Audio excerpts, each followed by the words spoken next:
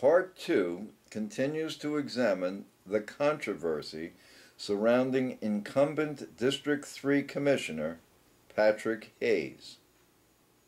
Listen to the April 17, 2012 Commissioners' meeting as Hayes passionately reassures his constituents that he will reflect their wishes when he votes on the Extreme Water Park.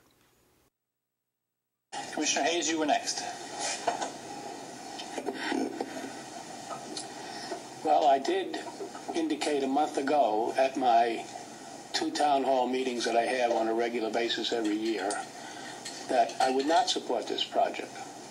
And I was reflecting that, given the background of what I knew then and the comments and the input that I had received from my constituents.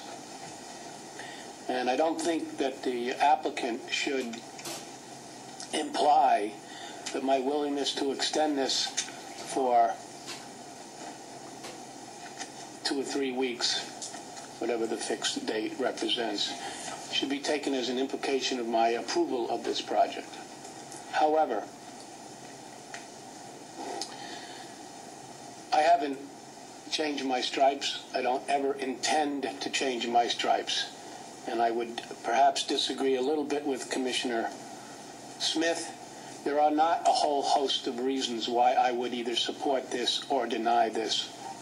There's only one, and that's my commitment to my constituents to be a clear reflection of their opinions. Many of our other projects, such as Harmony, for example, were on the drawing board for 3 years before the general public knew them. And I had been giving input to Harmony from the very first meeting I had, less than 4 months of my being elected, that I would not support their project. I thought their project was grossly over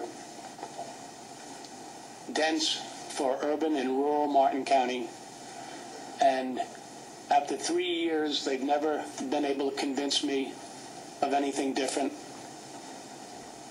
And during that 3 years, I listened to my constituents, and I listened to the people in Martin County who wanted to preserve rural Martin County and our rural way of life and our urban service boundary. And I thought that that project, as do I feel Hope Grove at this point, would be contrary to what I understand my constituents feel. But I can promise you that I do not have a perspective of fear regarding our comprehensive plan. I have a great respect for our comprehensive plan. That doesn't mean I believe it's frozen in ice forever.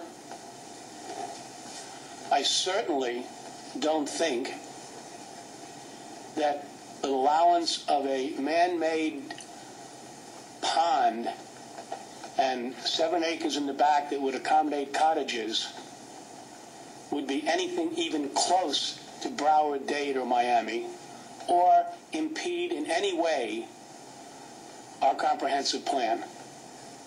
If our comprehensive plan is that weak and that unsure that we can't support an extraordinary opportunity like this, then we should all probably be moving right now. However, that's my personal opinion, and you will not get my personal opinion as commissioner and representing my constituents. I can promise you that. I have, I think, as excellent an ear to the ground and link to my constituents as any commissioner sitting up on this board. I do not reflect the loudest voices that come to me. I do not reflect the first voices that come to me.